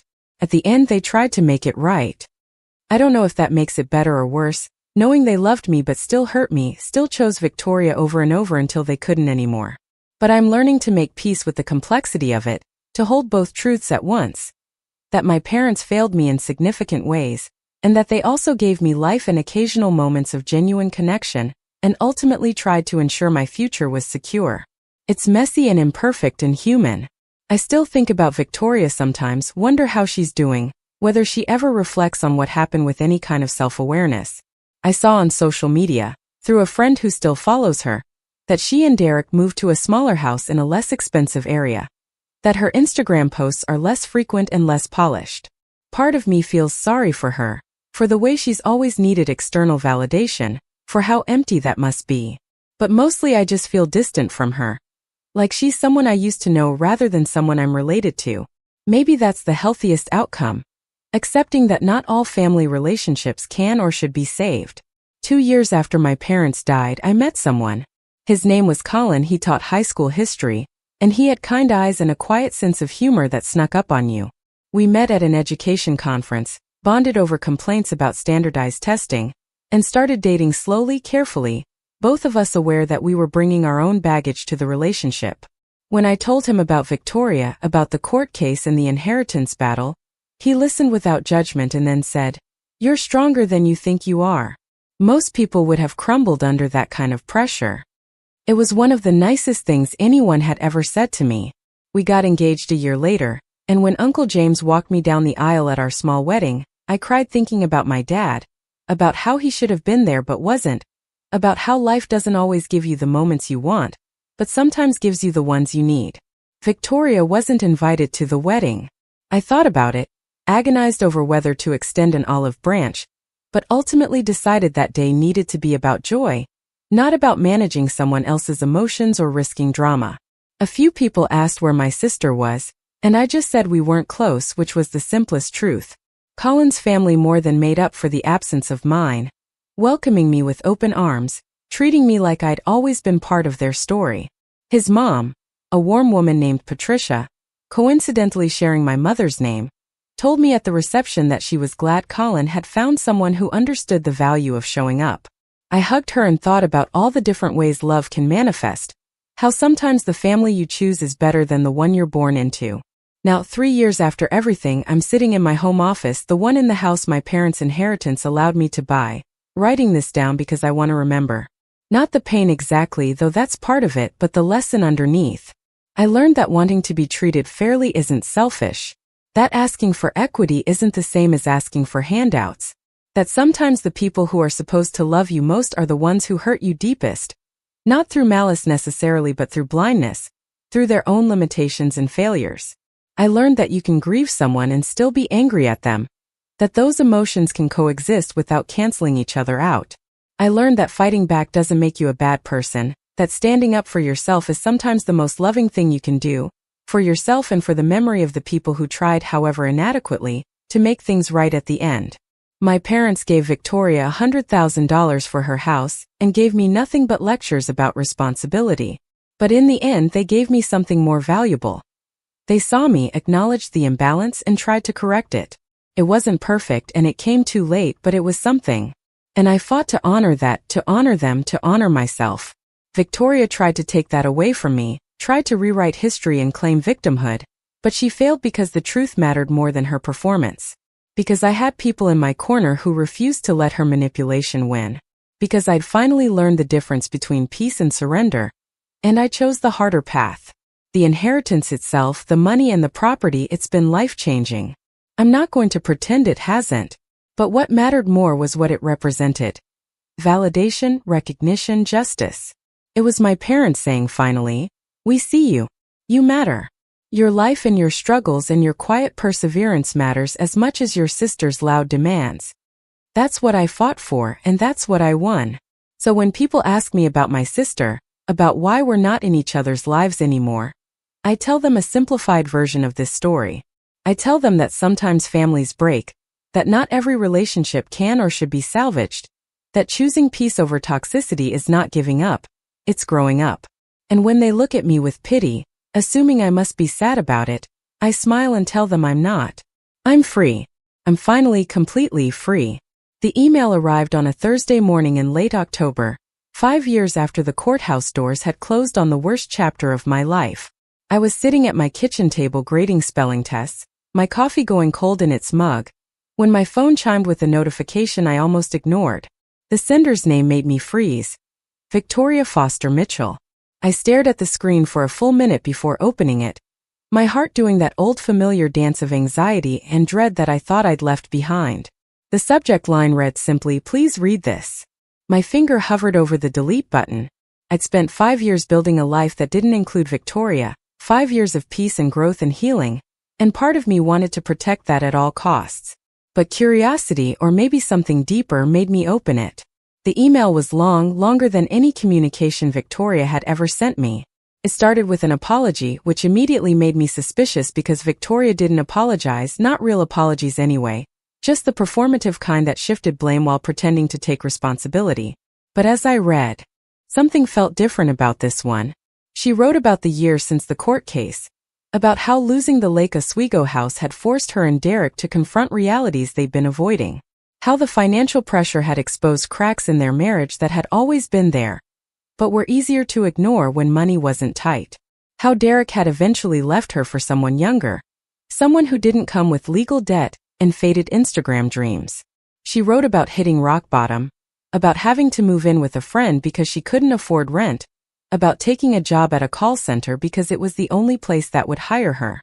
She wrote about going to therapy, real therapy, not the kind you mention in social media posts to seem self-aware, but the kind where you sit in an uncomfortable chair and face uncomfortable truths about yourself.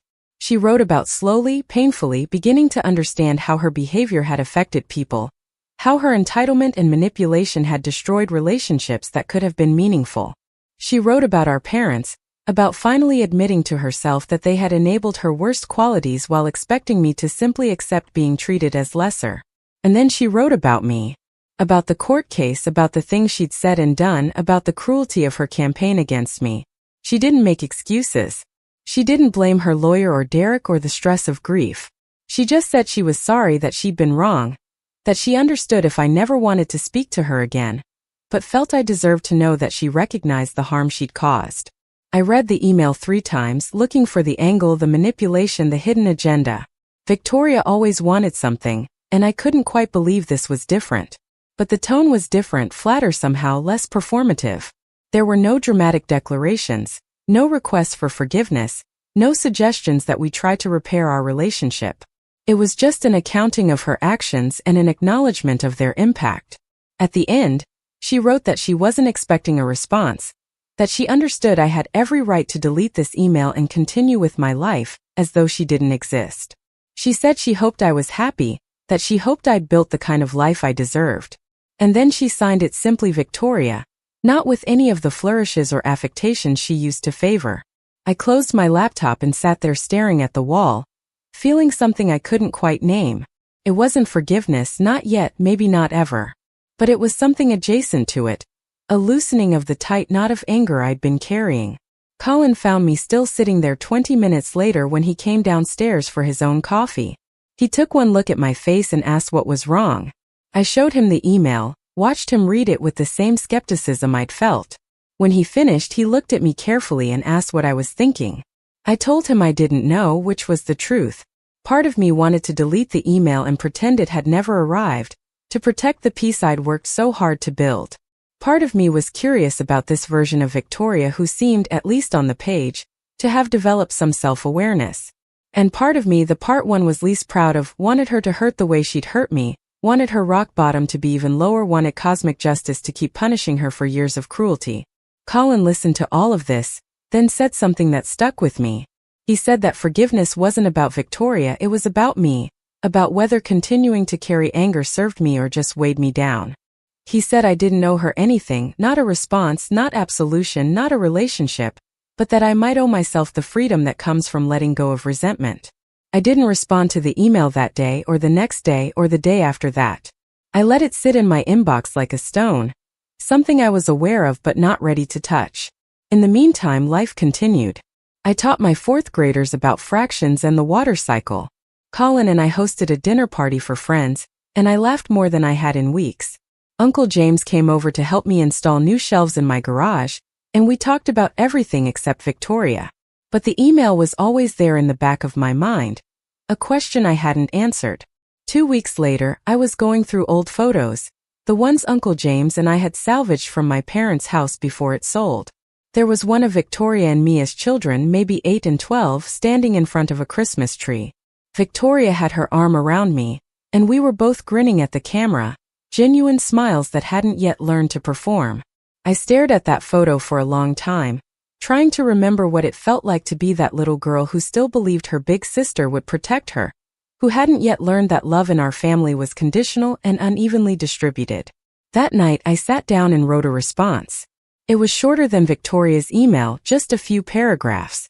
I told her I'd received her message and appreciated the apology, that I believed she was sincere even though trust would take more than words to rebuild. I told her I was glad she was in therapy, that I hoped she continued to grow and find peace. But I also told her the truth, that I wasn't ready for a relationship with her, that too much had happened for me to simply welcome her back into my life. I said that maybe someday that would change or maybe it wouldn't, but for now I needed the boundaries I'd established. I ended by saying I hoped she found happiness, that I genuinely meant that, and that I was grateful she'd taken the time to acknowledge what had happened between us.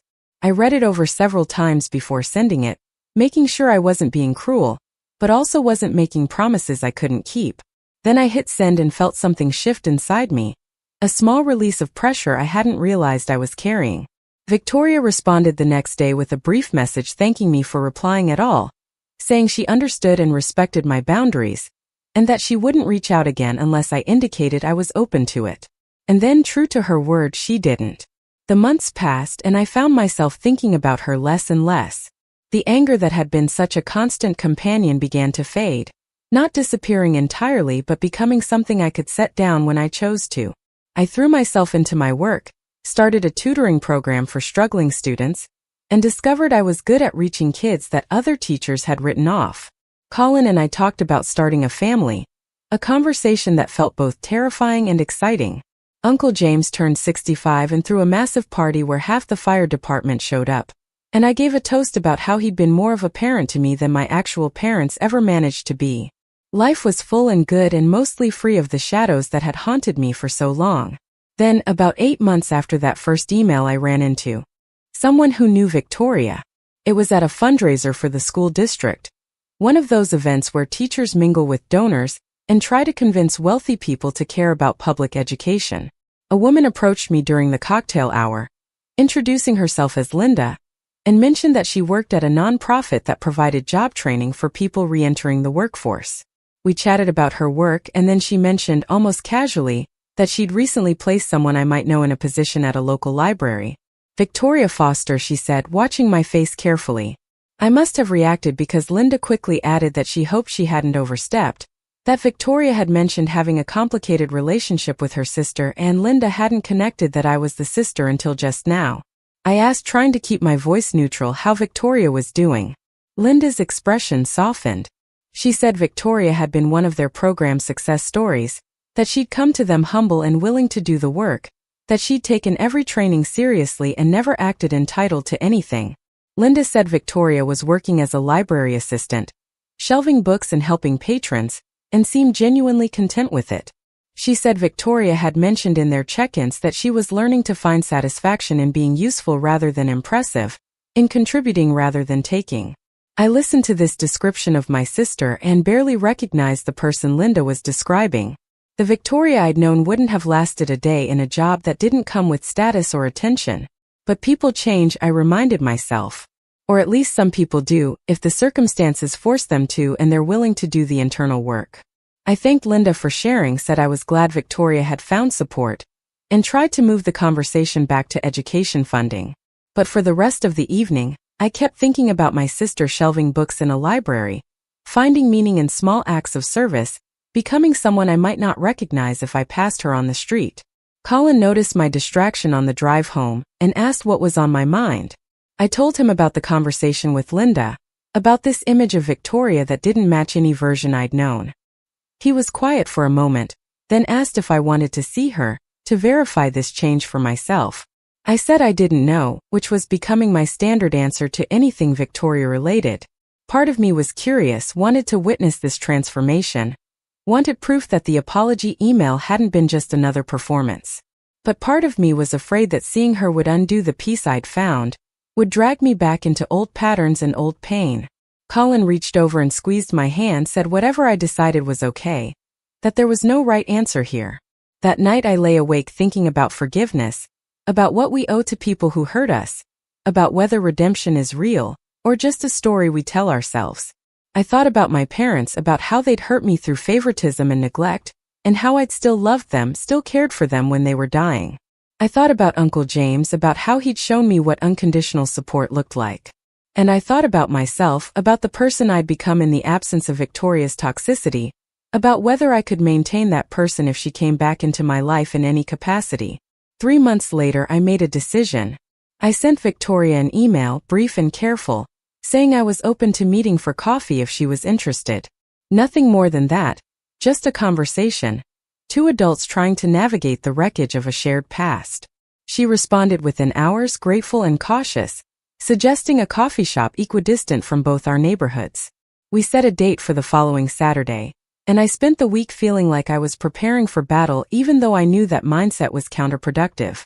Colin offered to come with me, to sit at a nearby table just in case, but I told him this was something I needed to do alone. Uncle James had a different reaction when I told him. He was quiet for a long moment, then asked if I was sure I was ready. I told him I wasn't sure of anything, but that I needed to try, needed to see for myself if Victoria had really changed or if this was just another chapter in a long history of manipulation. The coffee shop was one of those generic places, all recycled wood and industrial lighting, the kind that could be in any city in America. I arrived early, found a table near the back, and ordered a latte I was too nervous to drink. Victoria arrived exactly on time and I barely recognized her. She'd cut her hair short, was wearing jeans and a simple sweater instead of the designer clothes she used to favor, and there was something different about her face, less makeup maybe, or just less performance. She looked tired but also somehow lighter, like she'd put down a heavy bag she'd been carrying. We said hello awkwardly, and she ordered a plain coffee before sitting down across from me. For a moment neither of us spoke, and I could feel the weight of everything unsaid between us.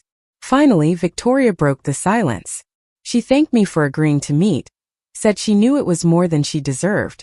I told her I'd gotten her email, that I appreciated the apology, but that I needed to understand what had changed, why now, why this sudden self-awareness after years of entitled behavior. She nodded like she'd expected the question.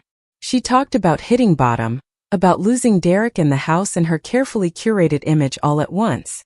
She said it had felt like the end of the world, but that it had also been the beginning of something else, a kind of clarity that only comes when you have nothing left to hide behind. She talked about therapy, about how her therapist had helped her see patterns she'd been blind to, ways she'd manipulated people and situations without even recognizing it as manipulation because it was just how she operated. She said she'd spent months being angry at everyone else, at me for stealing the inheritance, at our parents for favoring her and then trying to correct it, at Derek for leaving, at the universe for being unfair. And then one day in a therapy session she'd broken down and admitted that maybe, possibly, she was the common denominator in all these failed relationships. Maybe the problem was her. I listened, watching her face for signs of performance, but what I saw looked like genuine remorse. She told me about the job training program, about learning to show up on time and follow through on commitments, basic things that should have come naturally but somehow hadn't. She talked about working at the library, about how humbling it was to have a job where nobody cared about her Instagram following or her designer bags, where she was evaluated purely on whether she did the work well. She said it had been the first time in her life she'd felt like she was contributing something rather than just taking up space. She didn't ask for forgiveness. She didn't ask if we could be sisters again. She just said she wanted me to know that she understood now, understood what she'd done, understood why I'd cut her out of my life. She said she was working on becoming someone worthy of a second chance, even if that chance never came. We talked for almost 2 hours, and it was the most honest conversation Victoria and I had ever had. I told her about my life, about Colin and the house and my work with struggling students. I told her about Uncle James, about how he'd been my anchor through everything. I even told her about the wedding she hadn't been invited to, and she said she understood why, said she probably wouldn't have invited herself either if the situation were reversed. There were moments of tension, moments where old resentments bubbled up, and I had to consciously push them back down. But there were also moments of something that felt almost like connection. Like we were two people with a complicated shared history trying to find a way forward that didn't require pretending the past hadn't happened. When we finally stood to leave, Victoria asked if I'd be willing to do this again sometime, maybe not soon but eventually. I told her honestly that I didn't know, that this had been harder than I expected and I needed time to process. She nodded, said she understood, and we parted ways with an awkward half-hug that didn't quite work but also didn't feel forced. I drove home feeling wrung out and confused. Colin was waiting, and I collapsed onto the couch next to him and tried to explain what the meeting had been like. He listened patiently, then asked the question I'd been asking myself. Did I believe she'd really changed? I said I thought so, maybe that she'd seemed different in ways that were hard to fake. But I also said I wasn't ready to trust her, that trust would take time and consistency, not just one good coffee shop performance. Colin said that seemed wise, that I could take this as slowly as I needed, that there was no timeline for forgiveness. That night I called Uncle James and told him about the meeting. He was characteristically careful in his response, saying he was glad I'd done what felt right for me but reminding me to protect myself. He said leopards sometimes change their spots, but usually they just learn to hide them better. I told him I'd be careful, that I wasn't planning on letting Victoria back into my life in any meaningful way, just leaving the door open a crack. Over the next year, Victoria and I met for coffee 3 more times. Each meeting was easier than the last, less weighted with unspoken history. She told me about her life, about the small apartment she'd rented in a part of town she used to consider beneath her, about the community she was building with coworkers and neighbors who didn't know anything about her past. She talked about dating again cautiously, and about how different it was to approach relationships without trying to perform or impress. I shared selectively, not ready to give her full access to my life but willing to offer glimpses. I told her about the tutoring program I'd started, about my plans to maybe pursue a graduate degree in education policy. I showed her pictures of the house, of Colin, of Uncle James at his birthday party. She looked at the photos with something like wistfulness, and I realized she was seeing the life she could have had if she'd made different choices, been a different person. During our 4th coffee meeting, she brought something with her. A small box wrapped in plain brown paper. She said she'd found it while going through storage, things salvaged from the Lake Oswego house before it sold. Inside was a photo album, one I didn't recognize. It was full of pictures of us as kids, images I'd never seen, taken by our parents during moments when Victoria and I had actually gotten along. There we were building a sandcastle on a beach trip, both of us covered in sand and grinning. There we were dressed up for Halloween, Victoria as a princess and me as a witch, our hands linked as we walked down the sidewalk. There we were on Christmas morning, sitting in matching pajamas surrounded by torn wrapping paper. I looked through the album feeling something crack open in my chest. Grief for the relationship we could have had, for the sisters we might have been if circumstances and personalities had aligned differently. Victoria watched me look through the photos and said quietly that she'd kept the album, because looking at it reminded her that we hadn't always been enemies, that there had been a time when she'd actually cared about being my big sister. She said she didn't expect these old photos to fix anything, but she wanted me to have them, to remember that the good moments had existed even if they'd been outnumbered by the bad ones. I took the album home and showed it to Colin, And we looked through it together, him seeing a version of my childhood I'd never shared because I'd mostly forgotten it existed. He said it must be confusing, having evidence that things hadn't always been terrible, and I agreed. It would have been easier if Victoria had been purely villainous, if there had been no moments of genuine sisterhood to complicate the narrative. But life is rarely that simple, and people are rarely that one-dimensional. Another year passed and Victoria and I settled into a rhythm of occasional contact, coffee every few months, brief text exchanges on birthdays and holidays. It wasn't a close relationship, but it was something. An acknowledgement that we shared history and biology, even if we'd never be the sisters either of us might have wanted. I learned through our conversations that she'd been promoted at the library, that she was taking community college classes in library science, that she'd found something approaching purpose in a life that looked nothing like the one she'd imagined for herself. She'd started volunteering at a women's shelter, helping other people navigate the kind of rock bottom she'd experienced. She told me once hesitantly that going through the court case and losing everything had been the worst thing that ever happened to her, but also maybe the best thing because it had forced her to become a person she could actually respect. I didn't know what to say to that, so I just nodded. Colin and I eventually had a baby, a daughter we named Grace. When I sent Victoria a photo, she responded with congratulations that seemed genuine, asking if there was anything she could send, any way she could help. I told her no, but thank you that we had everything we needed. I didn't tell her that Uncle James had already set up a college fund, that he'd become Grandpa James and was more excited about this baby than I'd ever seen him. When Grace was 6 months old, Victoria asked if she could meet her. The question hung in the air between us during one of our coffee meetings, tentative and loaded. I told her I needed to think about it, to talk to Colin to figure out what boundaries that would require. Colin's response was measured. He said it was entirely my decision, that he'd support whatever I chose, but that Grace's safety and well-being had to come first. If I had any doubt about Victoria's stability or intentions, we should wait. I appreciated his protectiveness even as I recognized my own conflicted feelings. Victoria had been terrible to me, had tried to destroy me, but she was also my sister, Grace's biological aunt. Did Grace deserve to know her, to have the option of that relationship? Or was I obligated to protect my daughter from someone who'd caused me so much pain? I talked to Uncle James about it, and his response surprised me. He said that people could change, that he'd seen it happen, though rarely and usually only after significant consequences. He said if I believed Victoria was genuinely different, if I wanted to take the risk, he wouldn't judge me for it. But he also said that forgiveness didn't require putting myself or my daughter in a vulnerable position, that I could forgive Victoria for my own peace while still maintaining protective boundaries. In the end, I decided to let Victoria meet Grace, but on my terms in my home with Colin present. Victoria arrived with a simple baby gift, nothing extravagant, and I could see her hands shaking slightly as she held my daughter for the first time. She looked at Grace with an expression I couldn't quite read, something between tenderness and regret, and she whispered that Grace was beautiful.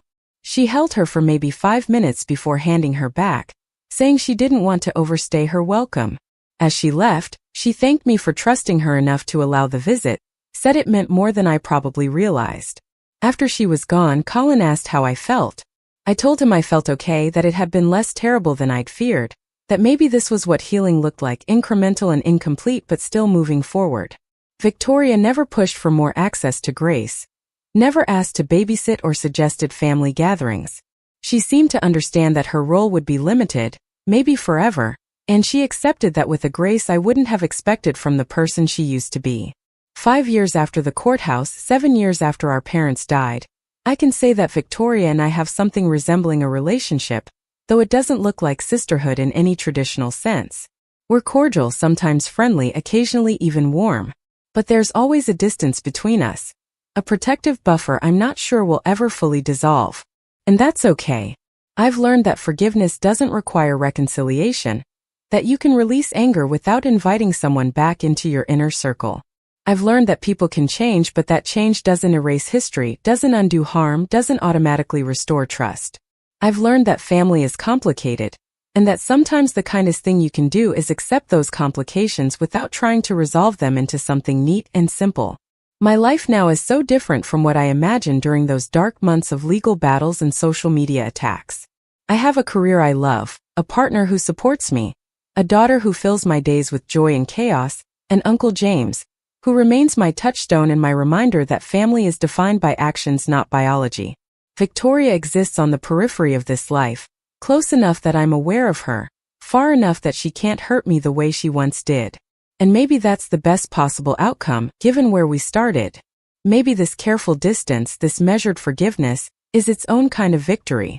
I kept the inheritance, not just the money and property but the acknowledgement it represented, the validation that I mattered, that my years of showing up and taking care and being overlooked hadn't been for nothing. I used that inheritance to build a life that reflects my values, to help students who remind me of my younger self, to create stability for my family. And in doing that, I've found something more valuable than any amount of money. Peace.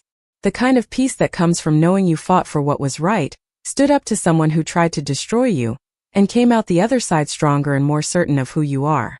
Victoria tried to take everything from me, my inheritance, my reputation, my sense of self-worth.